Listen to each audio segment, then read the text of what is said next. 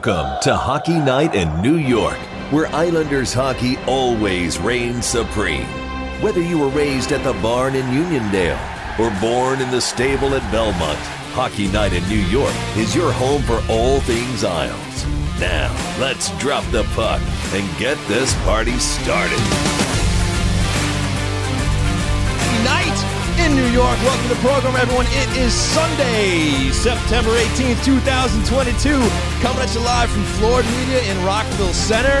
Getting ready to kick off the brand new season here at Florida. Super excited. Big show coming up for you tonight. Mr. Donnie Rosner of Blue Line Deli and Bagels will be joining us. He's hanging out on the couch here with Mikey over there.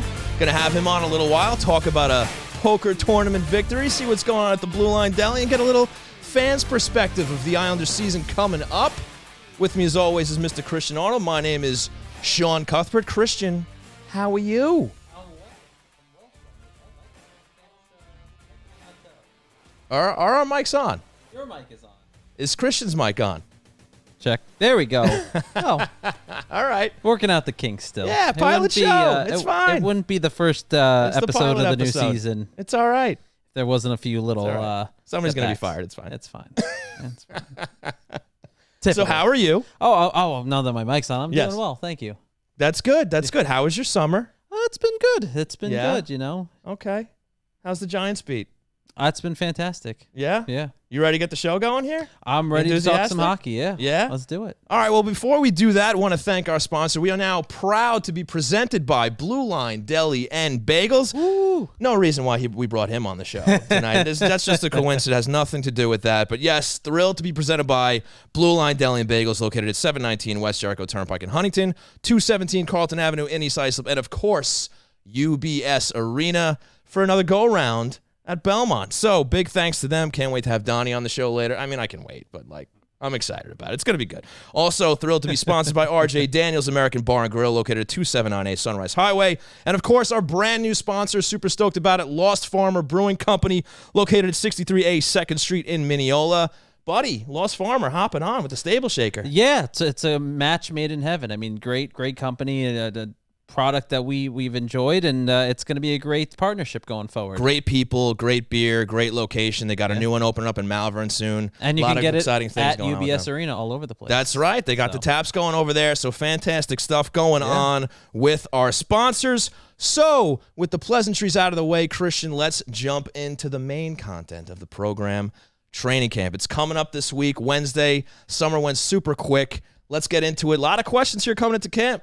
Yeah, no, absolutely. I mean, this is an Islander team that I think we know is going to be interesting this year. I think, as Sean has alluded to in previous episodes over the summer, and even as the season was coming to an end, this is an Islanders team that is really going to have either two extremes. It's going to be a phenomenal season where they surprise everybody, or it's going to be a miserable season where they disappoint everybody, and there doesn't Or somewhere in between. But there doesn't seem to be a middle ground right now. Not with the lack of moves that the Islanders have made. Not with the expanded sort of excuses that the Islanders front office has seemed to have been making over the last weeks and days and months this offseason about why they've made such little movement for a team that desperately needs the movement. So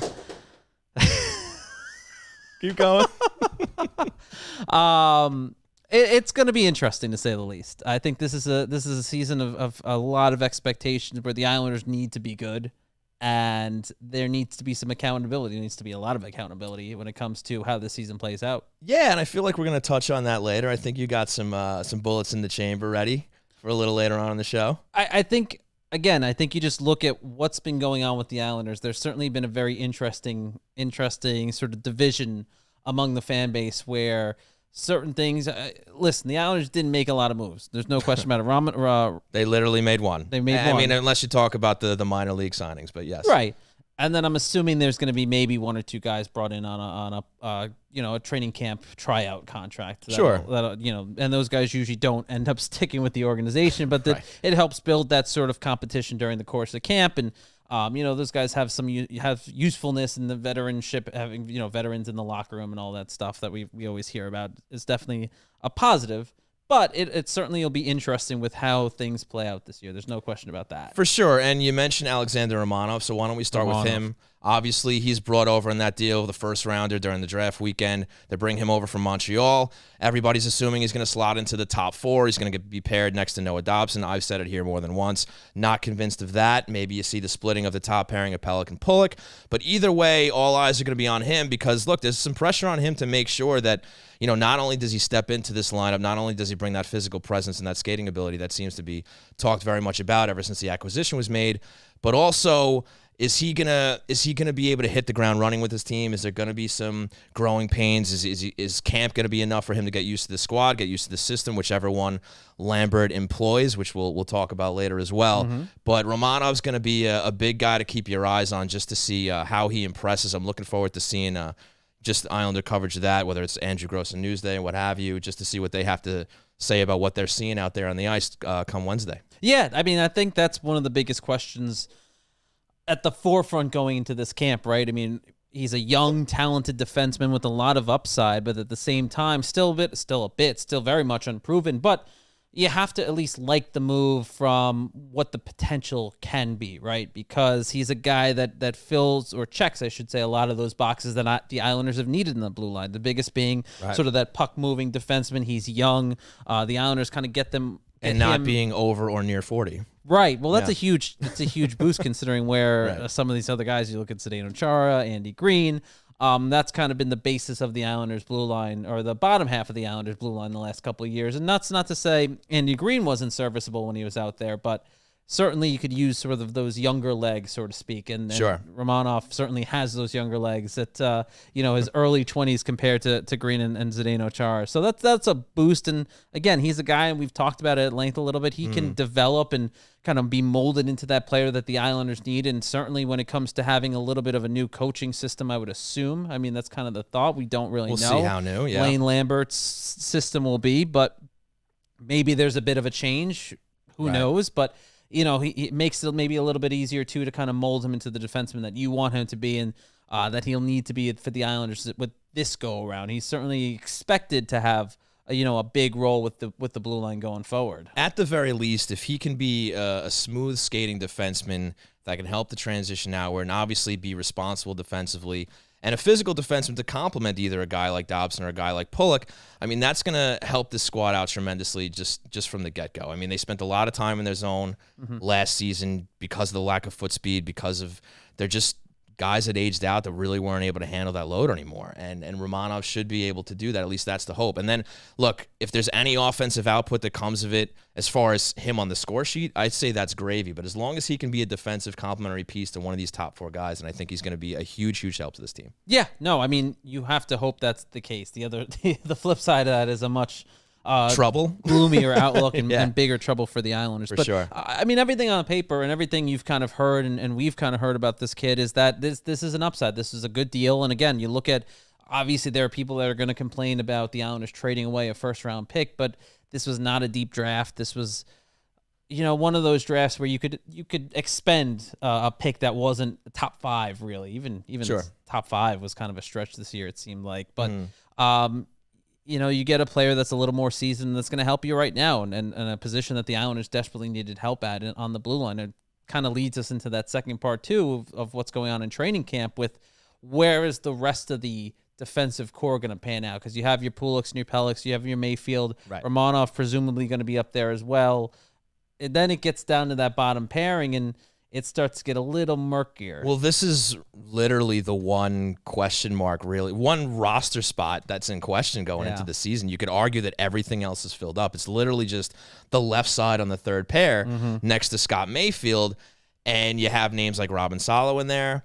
You have names like Sebastian Aho. They have that new guy, Dennis Cholowski, who they brought in, who is a former first-round pick. He might be able to help out as well. He'll probably be the one new challenger for this spot. Grant Hutton's in the mix. He's a right side guy. I don't know if they're going to bring him into play an offside or anything like that. I think if it's between anybody, it's Aho and Salo and Cholowski. I have to keep looking at my notes for that one. And I think it's ultimately going to come down to Salo and Cholowski. And I think, again, it's going to be more youth down there. It's really just going to be if they can handle a full 82-game season playing next to Scott Mayfield and really supporting them on the back end there. I think that's just the biggest question mark, because obviously, even though Cholowski is a former first-round pick, he hasn't been able to stick. He wasn't able to stick with an expansion team last year with Seattle. He played a couple of games at Washington, so he really hasn't been able to crack a lineup full-time. And I'm still excited to see what Salo can do. I think he's eventually going to be a regular defenseman in this league. The question is just whether he's ready for that now. Yeah, I mean, I think you saw bits and pieces where you were encouraged by what you saw out of him last season when he was getting some chances. And I agree. I think at the end of the day, it's going to be Robin Salo's job to lose, because it's just the move that makes the most sense. Cholowski is a guy that, unless you really kind of dug deep and know a bit about him, he doesn't really move the needle. You look at Sebastian Aho and the Islanders' sort of hesitancy to use him over the last couple of years, and you have to imagine that, even with the new head coach, Lane Lambert's been here a while, so he's very familiar with the system and the players that are coming through it. And so this is a guy that I think has earned that seventh defenseman spot, so to speak. A guy that can kind of come in when you need him, and you'll get a serviceable effort out of him, and he's going to make these little mistakes here and there, and it's not going to be perfect, but you know what you're getting, and it's solid, and it's NHL caliber for a short period of time. But it's not someone that you usually put there for an extended period of time and survive, so to speak. So I think this is really Robin Salo's job to lose, because he's the younger player on this. He's the guy that I think has been pegged to be sort of the next NHL ready and steady defenseman that was going to come through the system. And for the most part, I think he's at least earned that opportunity to come into camp and say, hey, this is my job, and I'm going to compete for it, and I'm going to win it. And he should be the first contender. I agree with you. I also agree that Aho's probably just kind of really just permanent market himself into that seventh defenseman spot. It just seems to be the role that he's going to continue to have. I was actually a little surprised that he re-signed. I thought maybe he was going to look for a new start somewhere else, but maybe he's happy here, he's comfortable here, or he thinks he has a shot. I mean, whatever the case may be, he's another guy, he's another option if there's an injury, whatever the case. So at least, you have him there if injuries start to mount during the season. Yeah, no, I mean, that's the beauty, I guess, of having a guy like that. You know what he's going to be. But Robin Salo really is kind of the key to all this as well, because the Islanders didn't go out. I mean, they added Romanoff, but there was no other additional defensive depth there, right? They didn't go out and get a veteran like we thought they would. They haven't really announced, although I would expect there's going to be a tryout contract or two that's going to come up this week at some point before camp opens out on Long Island. And whoever that may be, I don't think that's necessarily a serious spot for them, a serious, competition. Maybe they'll bring someone in to kind of give them a little push, but not someone that's really going to be able to compete for that spot. So Salo is really, by process of elimination, is kind of the guy that you're expecting to be in that spot. Yeah, with you there. And we got a couple of fellows hanging out on the couch over here. Mikey, we got Donnie over there waiting to come on. How you doing over there, fellas? We're doing well. Are you awake? I'm awake, man. No, he's out. All right. Sorry, I just woke up. Yeah. No, he was napping. I saw the hat down, and it was kind of just. Yeah, that's par for the course. I was actually right reading the great questions that the viewers are. They're submitting. coming in. All right, love it. A lot of questions brewing in the chat here, which we'll. That's your time to shine, buddy. That's like my spot. That's your spot, man. It's as much connected. You to better me be ready as the couch is. How's Donnie doing over there? He doesn't have a mic. You can speak for him. He looks good, but they'll all looks see healthy? that. They'll all see that shortly because he'll be on camera soon with you guys over there. But yeah, we're doing well. Speaking of that, it's time to take a break, folks. Want to thank you so much for tuning in here at twitch.tv/HockeyNightNY, and of course, your favorite podcast provider is going to take a quick break. When we come back, Donnie Bagels, Donald Rosner of Blue Line Deli and Bagels, is going to join us. We'll be right back.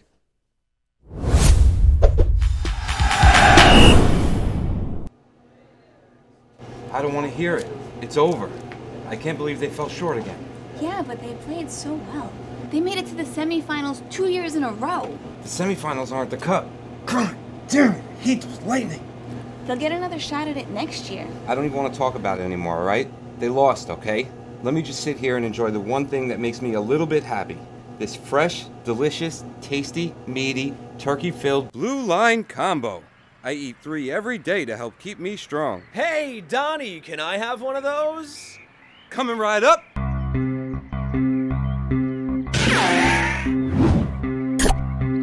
Talk about a blast from the Blue Line. Blue Line Deli and Bagels. Our goal is to make you a hero.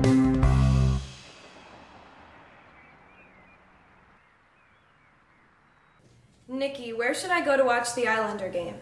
Dad, where should Fran go to watch the Islander game? Just tell her to go to RJ Daniels. Love the Isles? Go to RJ Daniels and enjoy your favorite hockey team with their big screen TVs and in-game sound. RJ Daniels also provides indoor and outdoor dining, catering, a vibrant late-night bar scene, and weekly live entertainment. Need great planials? Go to RJ Daniels. Call or visit online at rjdaniels.com. Thanks for giving some time to our sponsors. Ready to miles? The train rolls on right here on Hockey Night in New York. Welcome back to the program, ladies and gentlemen. You are watching and/or listening to Hockey Night in New York at twitch.tv/Hockey Night NY and your favorite podcast providers. Joining us right now, beloved. Smells like bagels. It does smell a little like bagels. Smells like a deli in here now. It kind of does. Yeah. It kind of does if you're into that sort of thing. Beloved friend of the show, and of course, presenting sponsor of Hockey Night in New York, the famous, the wonderful, the poker-winning champion, Donnie Rosner. How we doing, pal? A little hardware here. What's going on? You're doing great, yeah. Talk about it. I brought my trophy. Just make sure everybody can see that. It looks great, he buddy. brought it. He hasn't stopped talking about it since he got Oh, my here. God. I mean, he literally came in parading it around the studio. It was actually kind of embarrassing for all of us. This is actually but the he's first a proud I man. put it down since I've won it. Yeah, you can see the fingerprints all over. So, Donnie, let's start with that. Obviously, you had the poker tournament here. What was it, 2 weeks ago? Yeah. Very recently over at Chateaubriand. That's right. In good old Westbury. So tell us about the experience, man. Yeah, it was a good time. It was for the Matt Martin Foundation. And, it was just, I played a bunch of times and never thought I'd ever win it, but played some good cards. So you finally rigged it this time is what you're saying. Yes.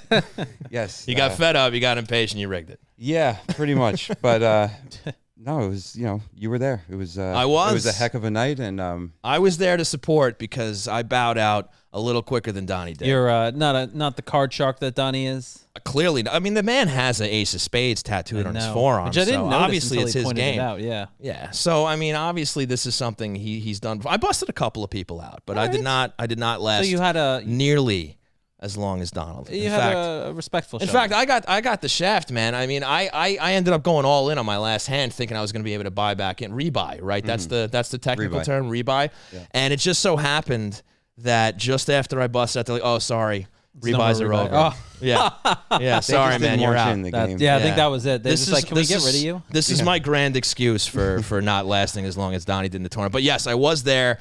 It was a long night. It went very early into the morning.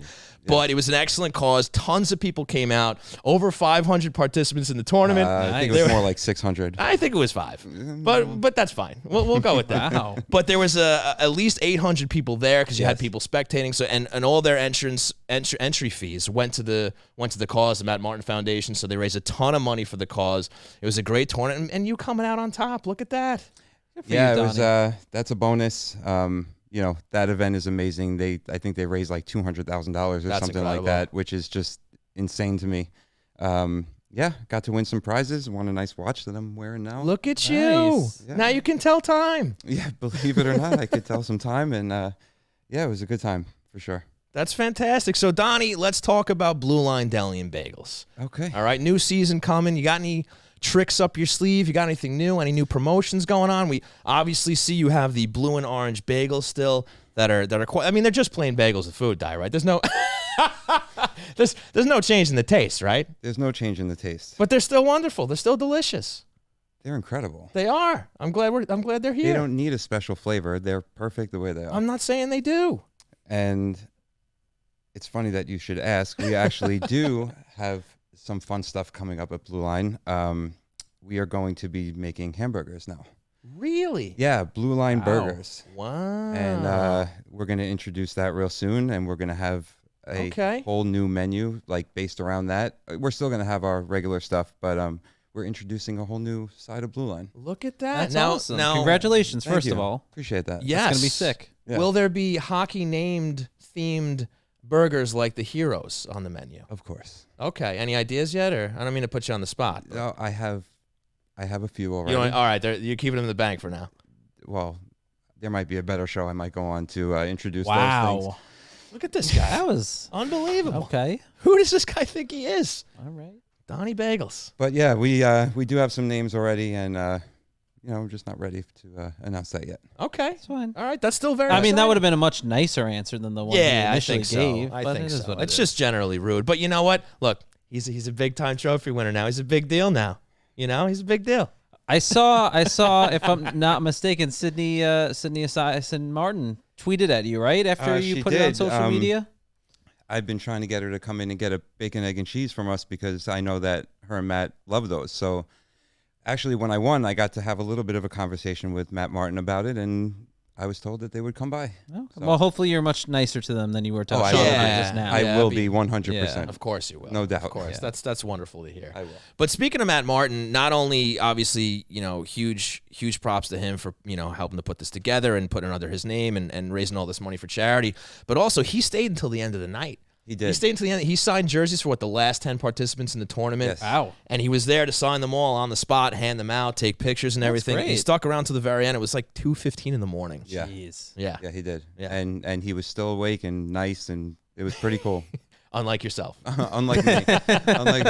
But yeah, Right. it was very cool. All right. Yeah. Well, that's fantastic stuff. Great to hear you got some exciting things going on in the deli. You have the new location out in East Isa, basically in China. How's Yep. things going out over there? Things are going great there. Yep. Okay. Yeah, That's good. Good. And All another good go things. around in UBS. Yes. Another go around at UBS. All right. Awesome Pretty cool. stuff. Yeah, which So- we are tweaking that menu too. Is that right? Yeah. Anything special coming to the UBS location? Yeah. Would you like to be Would more you care to specific? elaborate on that? I mean, in No. fairness to Donnie, I did ask a yes or no question, which is journalism This is true. 101. You should never ask a yes or no question. So, Donnie, in the spirit of correcting myself, it's not on you, that's on me. Thanks for the clarity there, but Rare humility from Christian Arnold. very rare. Is there anything you can share with us that you may be working on or that you can tell us about that's coming to the UBS location? So I'm trying to get an exclusive sandwich of our own, something like what Big Chicken did last year with our bagel and stuff. I've okay. been talking to them about doing our own exclusive sandwich. That's very exciting. Thank you for that answer. That was very insightful. You're very welcome. All right, Donnie. Let's talk about your favorite hockey team. Let's talk about the New Rangers. York. The New York. All right. The Wow. New York Islanders. All right. So there's been some, I suppose, up and down comments for this franchise, for this team since the summer, since Romanov with Delphor. we're not going there. not a lot happened. So let's get your assessment of Louis Lamb's summer so far. Well, it's over, but what's your assessment this summer? Okay, so before we get into what I think you're going to ask, I think this team, we made it to the conference final 2 years in a row. Last year, there were all sorts of hurdles and potential reasons for, I guess we can call it a collapse. We Sure. had high Setback. expectations. Setback, sure. In my opinion, giving that team another year to prove themselves, to show that last year was a fluke, now that there's a year at UBS, and now it probably feels a little bit more like home to them. We're not starting 13 games on the road. Hopefully we won't have to play with the Sound Tiger or the Bridgeport Islanders for 6 or 7 games. Right. There were a lot of reasons that could have contributed to them not playing well, and guys get in a rut, and sometimes it takes a while to get out of it. Sure. So we had a whole bunch of guys in a rut. So now if you take these guys and put them at their max potential or even closer to it, we're a hell of a lot better than we were last year. So I don't blame Lou for not going crazy and, putting $12 million into a guy like Goudreau, which he might just not be part of their plan. They might have a 3-year or 5-year plan. So would I love Johnny Goudreau on our team? Yes. Who wouldn't? Should they have probably gone out and gotten us some help? Yes, of course. But I'm okay with seeing what this team can do. And it's not like there's nothing that can be done once the season starts. So, if things are rocky at the beginning of the year, then I expect that some changes will be made. And, I don't think their system will be all that different. I think Lane Lambert's been a huge contributor to their system. And I'd love to see what McLean's going to bring in and, the assistant coaches and stuff. So I'm excited. Glass half full. Love to hear it. But that's always Donnie. Donnie's always the optimist. Glass half full. And that's all right. And that's his right. If you're just joining us, if you're late to the party, we're talking with Donnie Bagels, aka Donald Rosner from Blue Line Deli and Bagel, our wonderful presenting sponsor this season. Cannot thank him enough for his generosity and his friendship and a great partnership so far the last couple of years that we've been all teamed up together. Donnie, and appreciate you coming down. But in-house, man. Yeah. Love that. But I work early, so I hope you really do appreciate this. Folgers, baby.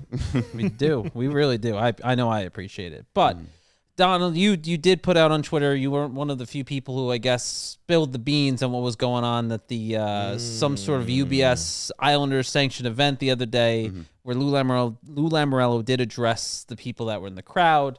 And you were there. I'll kind of give the background, which was Lamoriello reportedly, according to Donnie, said that, well, why don't you explain what he said and sort of the context, because it did create a little bit of an uproar.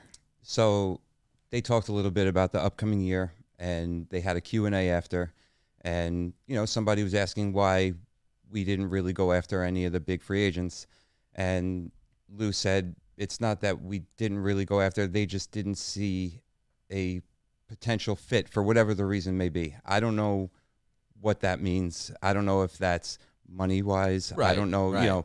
People on Twitter definitely took to what I said and flipped out. I don't know how else to say that's it. That's so strange to me. Well, that's Islander fans would never react that love way. them. I love Islander fans. We are the most passionate fan base, hands down. So I should have known.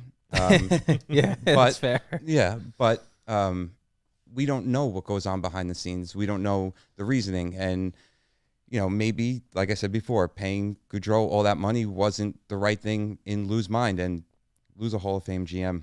I am going to listen to him before I listen to anyone on Islanders Twitter. I'm sorry. No offense. I love Islander fans. I am a diehard. But they're in the business. They know.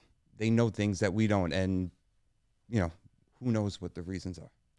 And just for a little context there, as Donnie was saying, Lou Lamoriello essentially said that the Islanders were the ones that said no to these free agents, not the other way around. That they were all willing to come here. That they were all willing to come here. So take that as you may. And then Donnie did kind of add some more context after I did retweet you and angrily said that's a load of crock. You added it was actually Campbell's soup. No, but you had a little more context that sort of what Donnie was just saying there, that it was more than just sort of players wanting to come here or not wanting to come here. It was character and it was intangibles and this and that and all the things that the Islanders, in fairness, have always kind of preached upon when they've gone out and looked at free agents and talked about bringing people in. The problem that I had, and I think I'm sure a lot of other people that follow this team or fans of this team, and you look at those kind of comments and you go, okay, and Donnie, you are a very glass half full kind of guy, but when you look at last season as a whole, objectively, this is not a team that was competing for anything. And we all, myself included, Sean included, we all said, oh, this is a Stanley Cup contending team. And then we all kind of got our faces rubbed in the reality of the situation, which was this was a talented team that I think kind of got the last 2 years the benefit of circumstances. And they needed to address things that weren't addressed. So my question to you, Donnie, is how do you look at this team and you go, okay, they made one move that has kind of 50-50. It could pan out. It could go south. How do you look at this roster and have the confidence that you do as a fan that this is a team that can compete for a Stanley Cup this season? Because that's something that they have to do after such a misstep last season. I think this year is super important to the Islanders. And I think the Islanders management knows that. I mean, it's the 50th year. It's their second year in the building. Towards the end of last year, there were a ton of season ticket holders, but those games were not full, and they need to make money to pay for all the stuff that they just laid out all that money for. So I think the business end of it, they understand these things, and I think they're trusting in, Ledecky and Malkin. They're trusting in Lou to make sure that we have a winner on the ice. I think that is kind of underrated because, if they suck this year, and people stop going to games, that's going to be a huge issue. And I don't think that they're going to be accepting that in any way.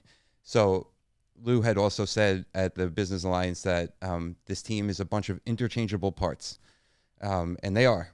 You can basically put any of these guys anywhere, and that's another reason why I think he said that when he talked about fit with certain players. Overpaying Kadri, which I think he would have fit with this team amazingly, but for 7 years, wouldn't you rather wait and see if a better fit comes along soon, maybe when the season starts or a couple weeks in or whatever? There's just so much stuff that we don't know. And, we definitely need help with scoring. And another thing that I will touch on that Lou said was we don't need to score 5 goals a night to win games. We need to score more goals than the other team. With our defense and goaltending, do you think we're going to need to score 5 goals a night? No, don't. There's no way. Sorokin's an amazing goaltender. Sorokin's an amazing goaltender. Our defense is. What's our defense? We're waiting to find out. Top 5, top 10 know yet. Defense. Yeah, waiting to find out. I mean, that we are going to listen. I'm trying, Donnie. I love you, but I just. And you're not Lou, so it's not fair to throw these questions at you because you can't. I mean, you're an eternal optimist, and I appreciate it. I think Sean and I both appreciate that. But when you look at this team, you cannot sit here outside of Pulak and Pelech and tell me that this is a top 5, top 10 defense. We'll see. I mean, on paper, can they be? Absolutely, can they be? Sure. But depends on how Romanov you don't think slots in here. Going to grow? There's a lot of things. Dobson grew last year. There's a lot of things that have to go right. As far as scoring goes, there's no need for the Islanders team to score 4 or 5 goals every night. But I think as we've seen, especially the earlier parts of the season in an 82-game season, they have to be able to score 4 or 5 goals a night more often than not. The playoffs is where you get away with winning 2-1 games, 3-2 games, these close 1-goal, 2-goal games. That's not how you win the regular season. And I think that's been the biggest problem with the Islanders the last 2 years. You look at not even the problem, but that's the reality of the situation. We saw the Islanders in sort of a smaller sample size, right? We saw them in a shortened season by COVID, right? We saw them in 62 games, 40-something games like that during the 2021 season, right? Yeah, something like that. Smaller sample size where it wasn't an extended period of time. There wasn't these different challenges. 2021-22 was the first time you saw the Islanders as a team that has to compete over an 82-game season. And similar to what you saw the first time around back in 2018-2019, and even in 2019-2020 when the season got cut short, the Islanders were having an issue filling out that 82-game season. They were having trouble winning during the course of the 82-game season. And you look back at that year, the Islanders caught the break because of COVID. They were going to get knocked out of the playoff spot by the Rangers, who were charging, and the Rangers kind of got screwed there because they would have been in a playoff spot, and they wouldn't have got stuck in this kind of weird, convoluted, like, oh, we're going to play this, 2 games against, wasn't Florida, was it? In the prelim round? Yeah, That was Florida. It was Florida, okay. Yeah. So, listen, I think this is an Islanders team that has a lot of talent, has a lot of potential, and has done a lot of exciting things the last couple of years. And has underachieved last year when it comes to scoring. I think it's almost appropriate that we're sat in the chairs that we're in tonight, because you are the eternal optimist where you think that sky's the limit here. They're going to bounce back. They're going to have a great season. Am I wrong saying that? I do believe that. Christian, on the other hand, I don't think you even think they're going to the playoffs this year. I think you think they're going to struggle a little bit. I mean, with all the points that you're making. I think they're going to struggle. Listen, this is a team that has the ability to surprise everyone, right? We saw it a couple of years ago. Right. But if this is the roster they go into and it pans out the way that I think a lot of people are expecting it to, with the lack of moves that the Islanders, with the lack of improvements, this is a team that if they get to the playoffs, first round exit at best, right? I mean, like, that's not what you want after back-to-back years, two consecutive years of going to the conference final and then missing the play. You can't have that. I think the main concern for this team is just getting into the playoffs. We've seen that once they get in there, all bets are off because they're built for postseason hockey. But that was under a different brand of hockey. That was under Barry Trotz. No, and we don't. That's the other. It's sort of the question. Exactly. We don't know what the and system's that's why be. I'm pretty much in the middle here, where I think they probably squeeze in as a wild card. But because they have so many question marks, they have so many things that have to bend their way. Whether it's Romanov fitting in as a fourth, whether it's getting a worthy pairing for Scotty Mayfield that's going to be able to handle 82 games on this defense, right? Kiefer Bellows perhaps contributing. Oliver Wahlstrom figuring out and scoring, 20, 25 goals. JG Pajot, Kyle Palmieri, Josh Bailey scoring goals before January. All these things. Well, that's the thing, but there's no guarantee they're going to figure it back out. And that's the question. They need all of these dominoes to fall in order to get back to that place after an 82-game season. And that's why I would love to see them finish the second seed and get home ice in the first round, but all those things got to go the right way to get there. And that's why I think it's a wild card thing, because you're going to see some success here, some failures there. Maybe one guy doesn't pan out the way you want. We still have to see what Lane Lambert's system's going to be and how that's going to pan. I mean, there's just so many question marks. It's hard for me to say that all of those boxes are going to be checked heading into the next season. And my other concern out of all of that as well is the fact that you look at the guys that you just mentioned, right? Josh Bailey, Beauvillier, Pajot. Beauvillier, yeah. You're kind of counting on guys. Bailey is such a unique circumstance, so I don't even want to lump him in there. But you look at a guy like Beauvillier, who is so talented, has so much raw talent, but the potential is always there. But the concern and sort of the one consistent thing that's been there is his lack of consistency, if you will. Right.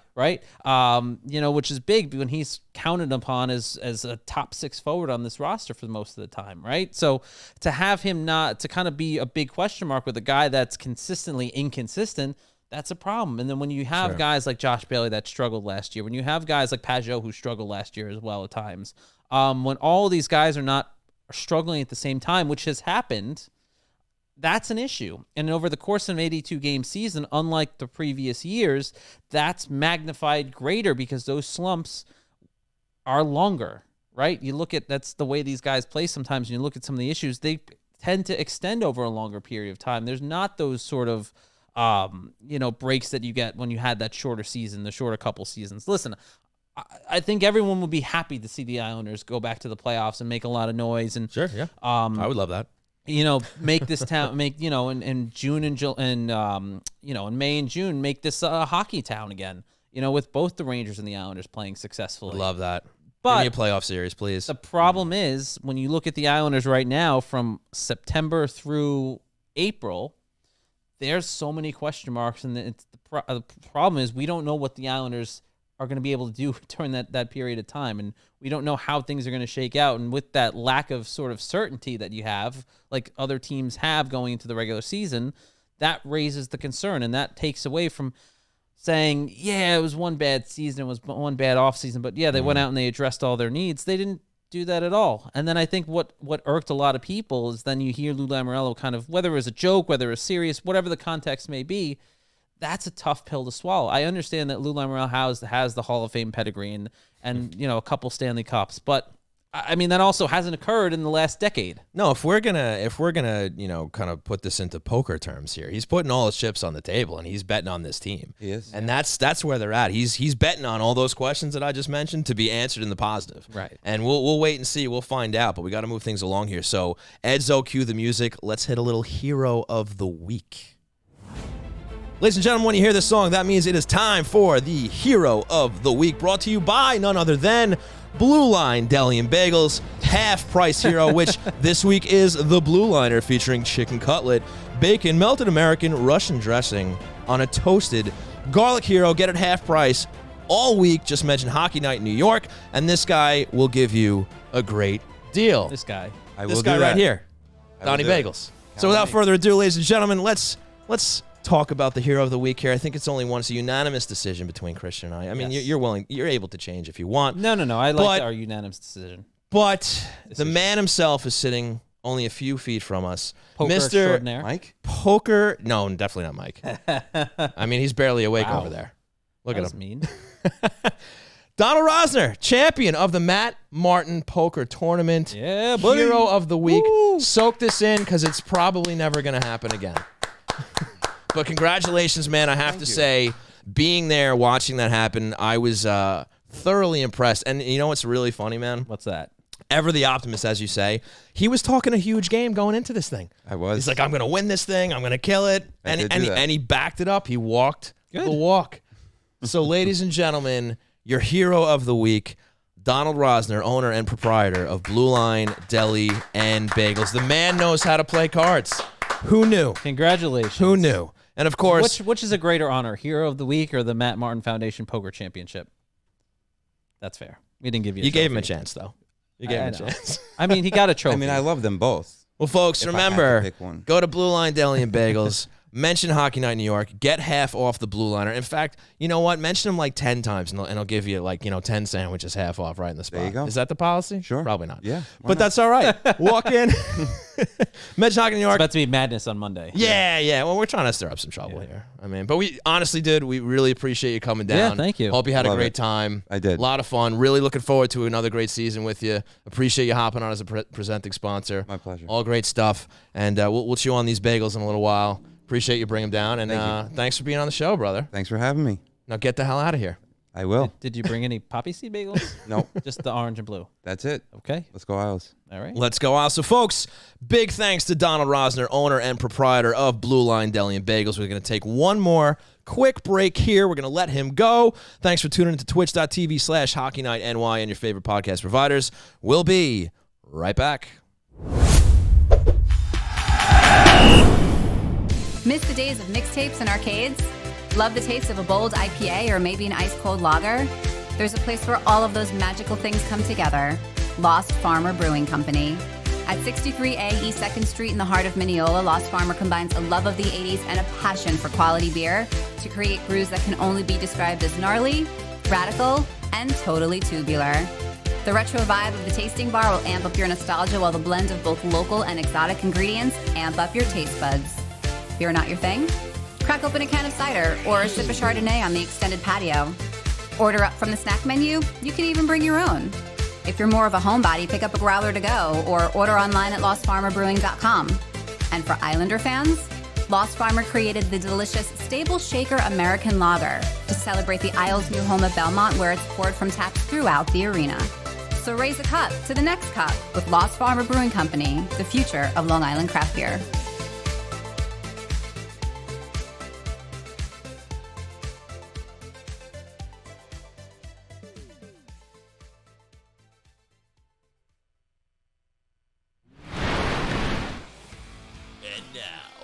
Time for What's on Tap, brought to you by RJ Daniels, American Bar and Grill.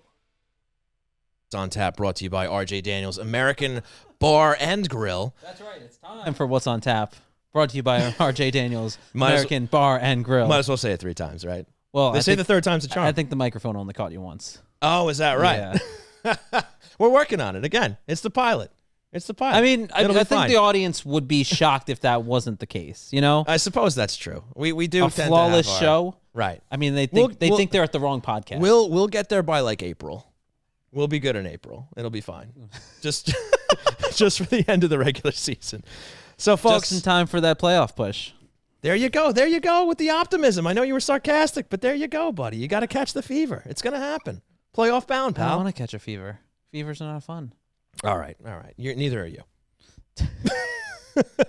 So what's on tap, ladies and gentlemen? Obviously, no games yet. However, on Wednesday, training camp, Northwell Ice Center. That's what it's called now? Northwell Ice Center? Northwell Health Ice Center. Northwell Health Ice Center, formerly the Twin Rinks. But yes, training camp is only a few days away. I'm excited. Christian, I know you're excited. Yeah, I mean, we get to talk about those questions we've been talking about this whole time, and we'll get a little bit of answers. We'll see what I think there is a sense of excitement. I will say this. When you look at sort of the new coaching regime, there's a lot of intrigue on how that's going to play out, what the system's going to look like, what Lane Lambert, what his little touches are going to be on this team, on these players. So I think there is some excitement level. And I think if you look at the success rate of new coaches right now in this market, there's got to be at least a little optimism with that. When you look at the New York Giants 2-0 for the first time since 2016. Is that right? With their first-year head coach. But they also have a new general manager. I saw them pull out that 2-point conversion last week. They did. Very good, Sean. I mean, the missed field goal. Yeah. I saw that. Wow. Yeah. Did you Google this in the break? Is that what happened? No. I actually happened to be in a setting where the game was on, and I paid attention to it as it happened, but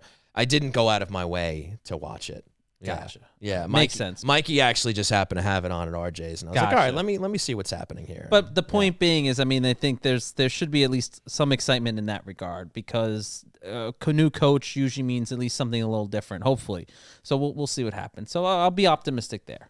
Yeah, I mean, look, training camp's exciting. New coach, couple new players, a lot of intrigue. We talked about some of the questions already. There's going to be some questions brewing later on. Nice. Yeah, not bad, right? Nice. Not bad. So, yeah, I mean, that's all we got on tap for now. But you know what? There's going to be some preseason games coming up soon. Yeah. We're going to have plenty to talk about. So just glad everybody's here with us for the brand new year at Hockey Night in New York. Nice. Did you just rhyme? I did. Did you do that on purpose? It kind of just flowed out of my mouth. Nice. You know what I mean? Nice. just done. Just hit me. Yeah, it just hit me. So that'll do it. You're a poet and you didn't even know it. Indeed. So that'll do it for What's on Tap, ladies and gentlemen. Might as well just roll right into Questions Brewing, brought to you by brand new sponsor, Lost Farmer. Questions Brewing, brought to you by Lost Farmer Brewing Company.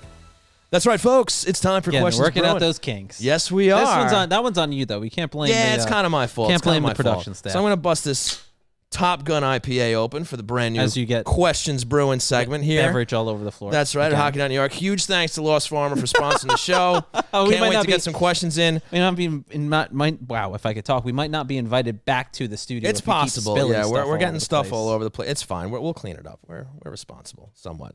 So, Mikey on the couch, it's your time to shine, buddy. Yeah. What do you got for us over there for the first edition of Questions Brewing for this 2022-2023 season? Yeah, it's monumental. Wow, sound less enthusiastic, please. What do you want from me? I'm trying to be, I'm sitting on this couch. It's comfortable.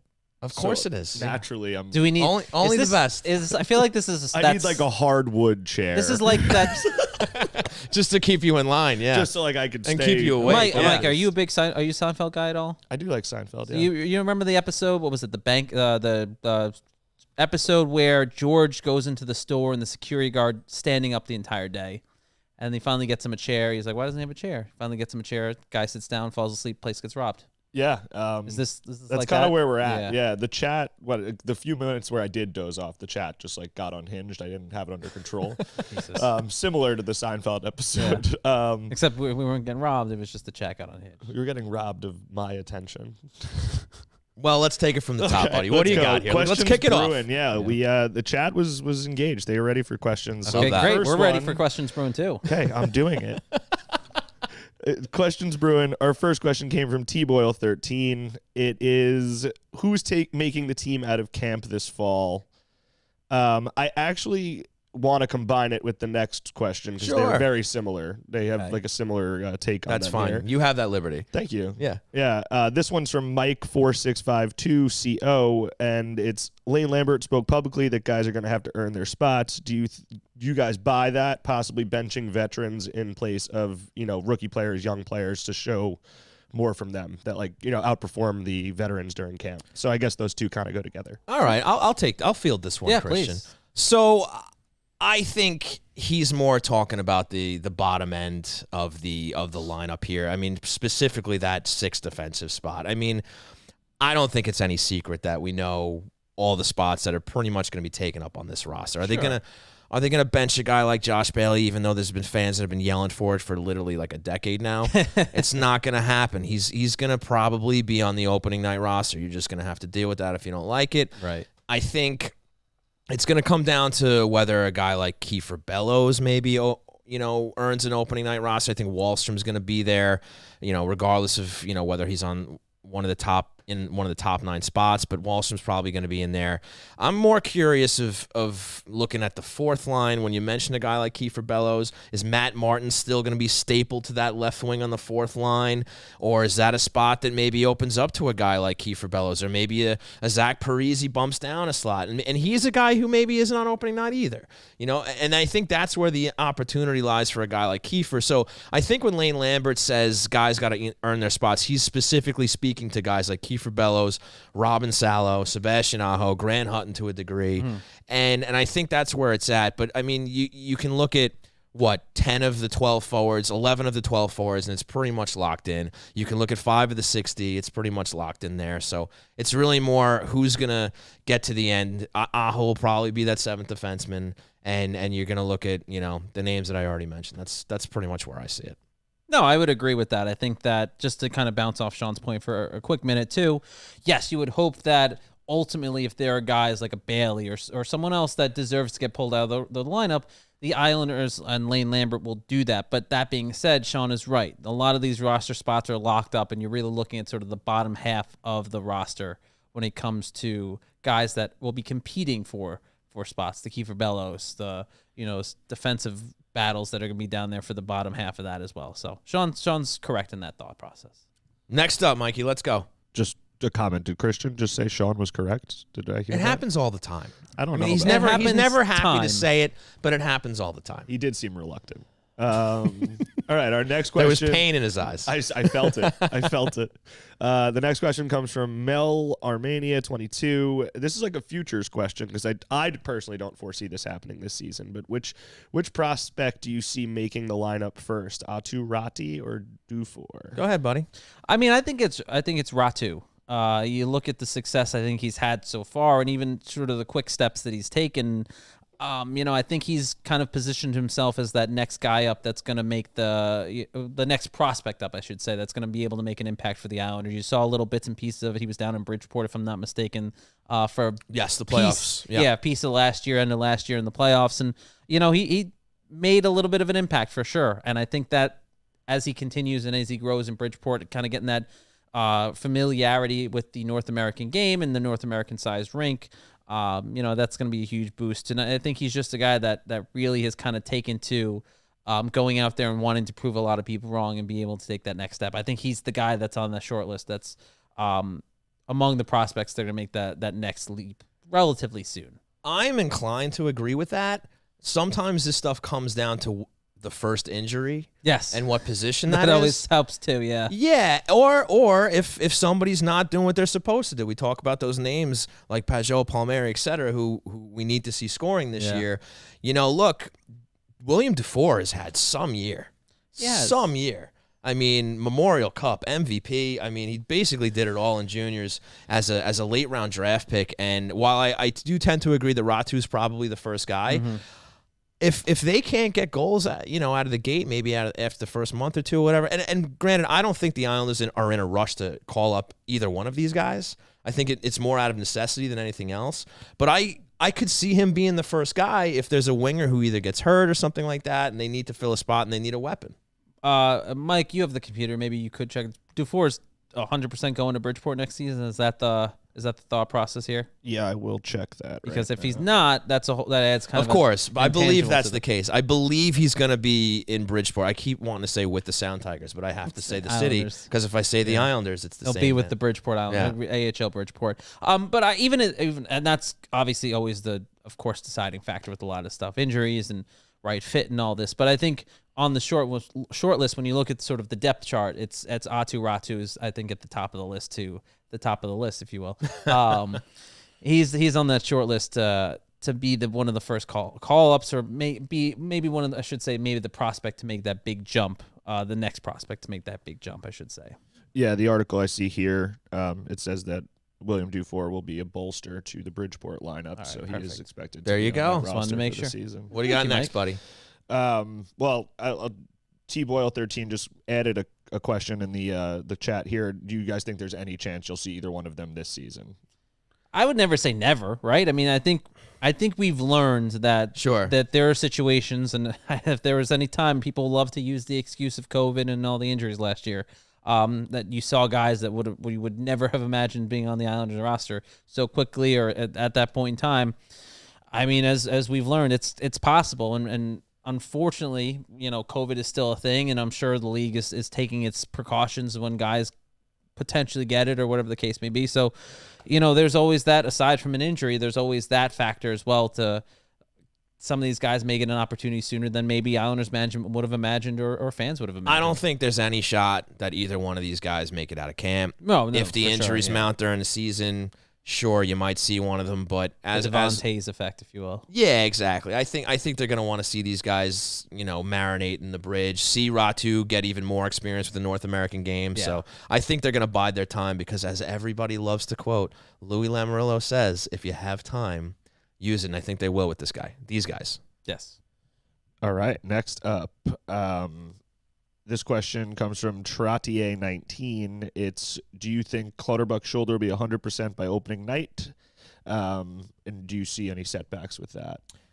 According to Lane Lambert, he's going to be good to go, as far as we know. I don't think he's inclined to lie. Right. So, I mean, look, we'll see. The proof will be in the pudding when he hits the ice. But whether or not he is, what, is he 34 years old now? He's in his mid-30s now? Yeah. So we'll see how that's going to hold up in that age of a body, right? I mean, I think, look, we've kind of alluded to the end of the best fourth line in hockey over the last year or two, right? Like, when's that coming down?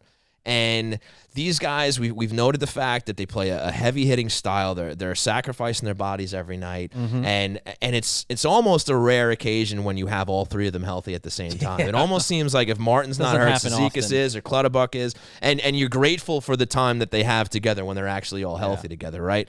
So, I mean, I think I'm sure he is 100% healthy. Let's just see how it holds up, and I'm really, really curious to see how Lambert handles this line this year. If there's any sort of change going back to Capuano through Trotz, and now Lambert coaching this team, is there finally going to be a dip in minutes? Is he maybe going to shake the line up? I'm very curious to see that, but I think Clutterbuck's going to be fine to at least start the season. Yeah, I think it comes down to the durability of these guys, right? Because that's the biggest key. That line plays a very physical brand of hockey, and I think as we've seen the last couple of years, it just doesn't hold up as well as maybe it used to back when Trotz first got here, or even when Capuano was here. Those guys were much younger, and you kind of had the durability when you're younger that you don't necessarily have now. And we've seen it with Martin, we've seen it with Clutterbuck, we've even seen it with Cizikas as well.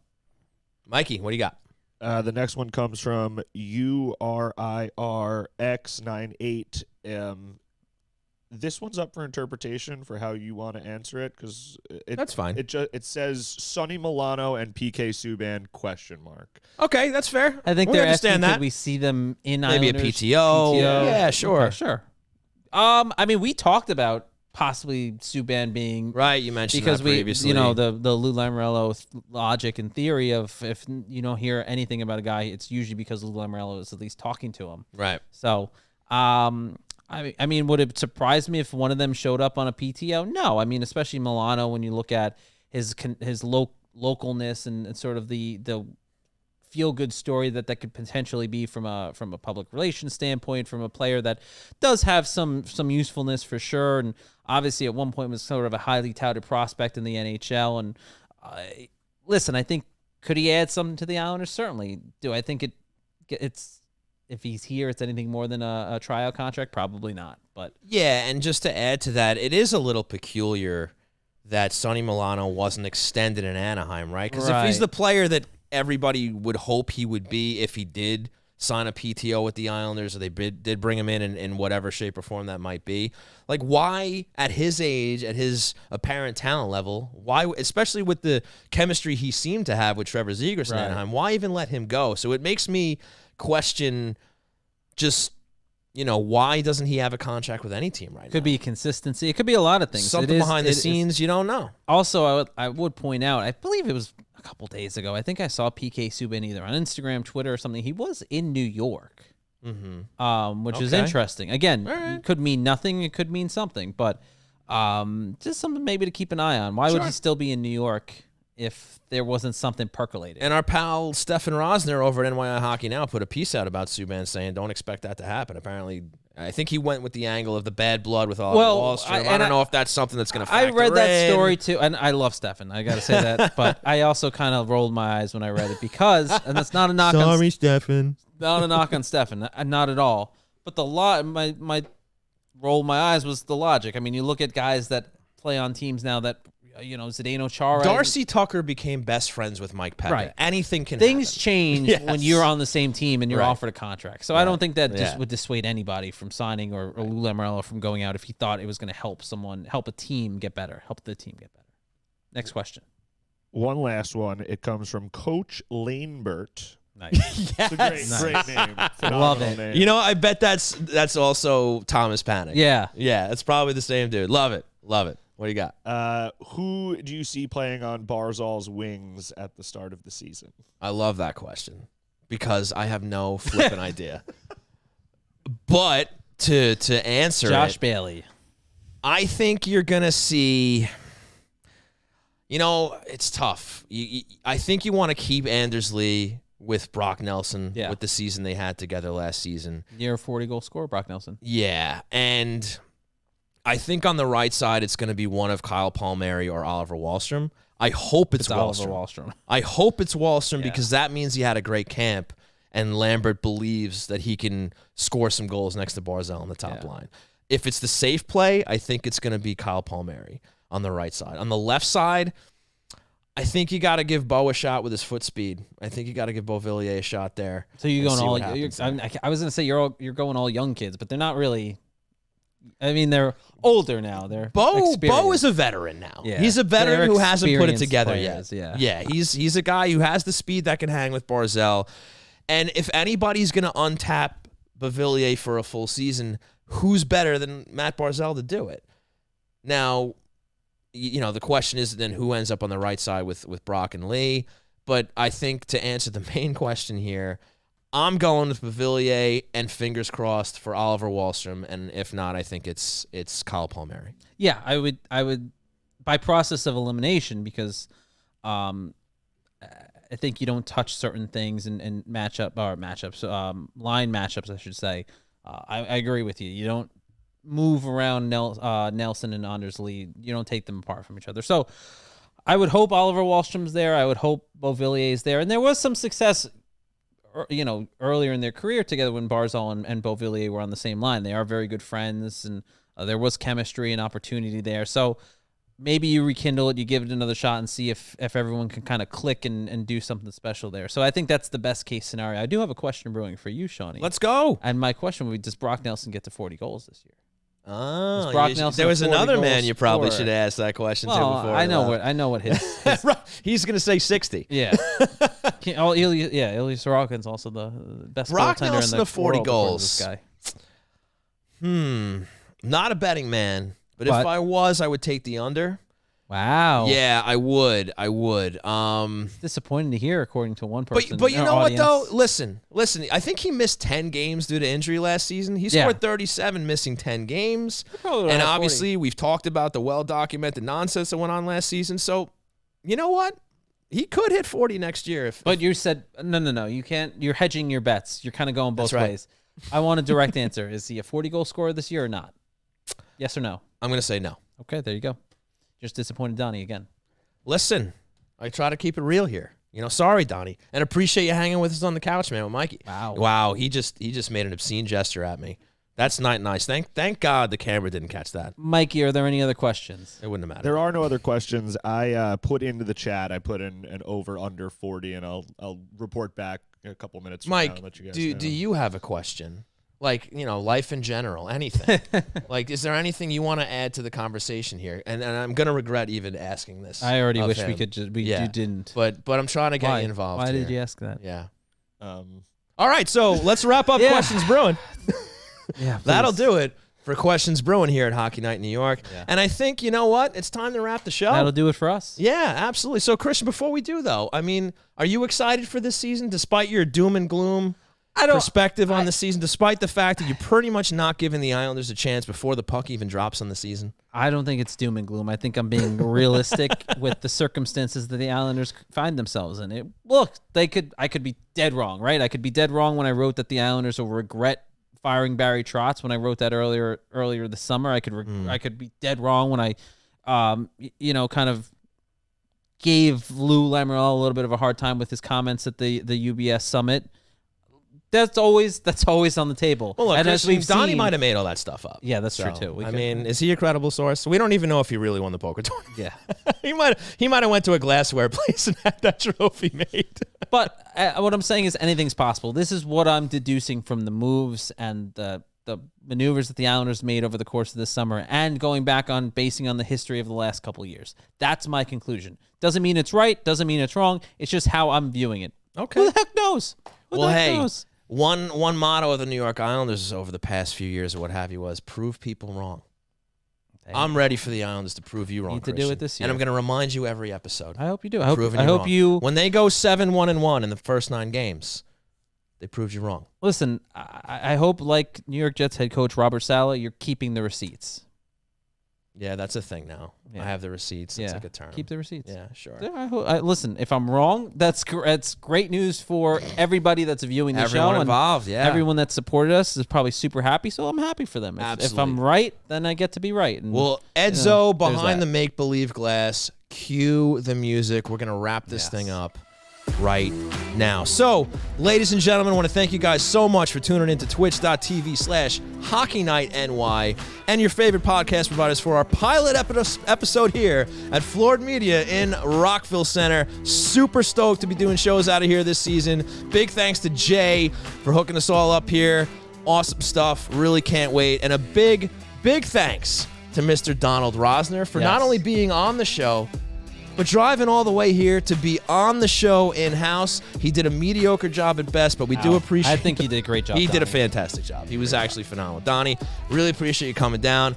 Awesome stuff. Again, big thanks to you guys. Big thanks to our sponsors, Blue Line, Deli and Bagels, located at 719 West Jericho Turnpike in Huntington, an official partner of the New York Islanders, and of course, the best deli around. Huge thanks to RJ Daniels, located at 279A Sunrise Highway in Rockville Centre, the best place to catch the game when you can't be at the game. And of course, a huge thanks to our brand new sponsor, Lost Farmer Brewing Company, located at 63A 2nd Street in Mineola. Head on down. Fantastic beer, fantastic spot. If you're into retro stuff, the 80s, that is for you. It is certainly for me. I love the vibe going on over there. It is absolutely spectacular. And hey, big thanks to you, Christian, for being here. You're welcome, Sean. Big you thanks showed to up. you for hosting. You did it. Thank you so much. Thank you. Before we go, follow Christian on Twitter at C. Wait. Before you do this, I would love to thank the man on the couch, Mikey O'Brien. Oh, yeah, he's here too. That's right. I forgot about that. Thank you guys. Mike, you know what? For the pilot episode, you did a real bang-up job. I'm glad you were able to read questions. I'm glad you were able to wake up from your nap. I just learned how to read today. So. We're spending all day before the show reading. Huge to you. So you can follow Christian on Twitter at C_Arnold01. Follow myself at Shawnee Hockey. Follow the show at Hockey Night NY on Twitter, Facebook, Instagram, and now TikTok. We have no content on there. I don't know how to use it. We're going to figure it out. But we're on that program now. So, folks, thank you. Wow. Whatever it is. Thanks so much for tuning in. We'll be back next week to cover training camp, see what's going on. Love yous. We'll see you next time. Peace.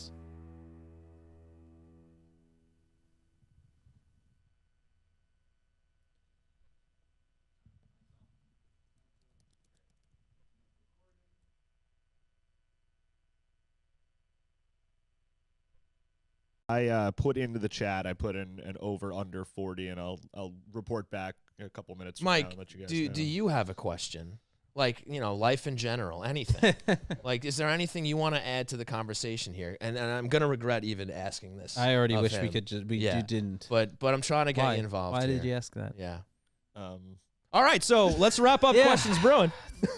Yeah, that'll do it for Questions Brewing here at Hockey Night in New York. Yeah. And I think, you know what? It's time to wrap the show. That'll do it for us. Yeah, absolutely. So, Christian, before we do, though, I mean, are you excited for this season, despite your doom and gloom perspective on the season, despite the fact that you're pretty much not giving the Islanders a chance before the puck even drops on the season? I don't think it's doom and gloom. I think I'm being realistic with the circumstances that the Islanders find themselves in. Look, I could be dead wrong, right? I could be dead wrong when I wrote that the Islanders will regret firing Barry Trotz when I wrote that earlier this summer. I could be dead wrong when I, kind of gave Lou Lamoriello a little bit of a hard time with his comments at the UBS summit.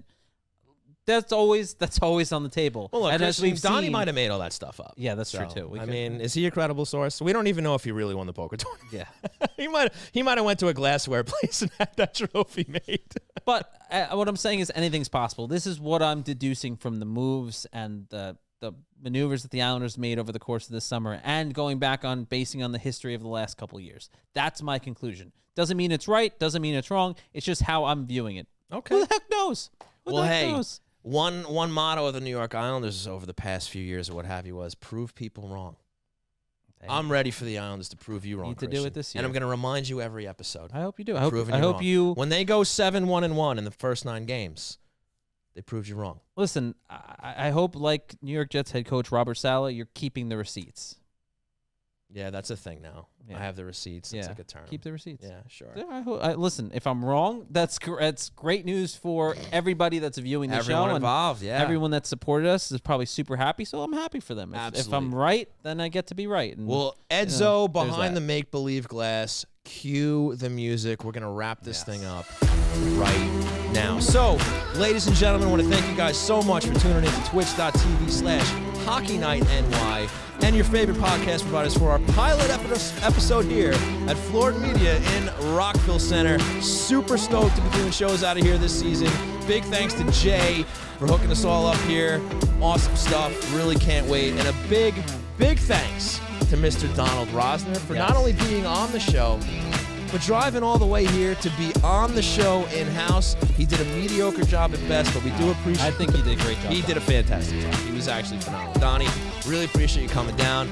Awesome stuff. Again, big thanks to you guys. Big thanks to our sponsors, Blue Line, Deli and Bagels, located at 719 West Jericho Turnpike in Huntington, an official partner of the New York Islanders, and of course, the best deli around. Huge thanks to RJ Daniels, located at 279A Sunrise Highway in Rockville Centre, the best place to catch the game when you can't be at the game. And of course, a huge thanks to our brand new sponsor, Lost Farmer Brewing Company, located at 63A 2nd Street in Mineola. Head on down. Fantastic beer, fantastic spot. If you're into retro stuff, the 80s, that is for you. It is certainly for me. I love the vibe going on over there. It is absolutely spectacular. And hey, big thanks to you, Christian, for doing it. You're welcome. You showed up. Thank you for hosting. You did it. Thank you so much. So, before we go, follow Christian on Twitter at C. Wait. Before you do this, I would love to thank man on the couch, Mike Yoder. Oh, yeah, he's here too. That's right. I forgot about that. Mike, you know what? For the pilot episode, you did a real bang-up job. I'm glad you were able to read questions. I'm glad you were able to wake up from your nap. I just learned how to read today. We're spending all day before the show reading. Huge to you. So, you can follow Christian on Twitter at C_Arnold01. Follow myself at Shawnee Hockey. Follow the show at Hockey Night NY on Twitter, Facebook, Instagram, and now TikTok. We have no content on there. I don't know how to use it. We're going to figure it out. But we're on that program now. So, folks, thank you. Whatever it is. Thanks so much for tuning in. We'll be back next week to cover training camp, see what's going on. Love yous. We'll see you next time. Peace.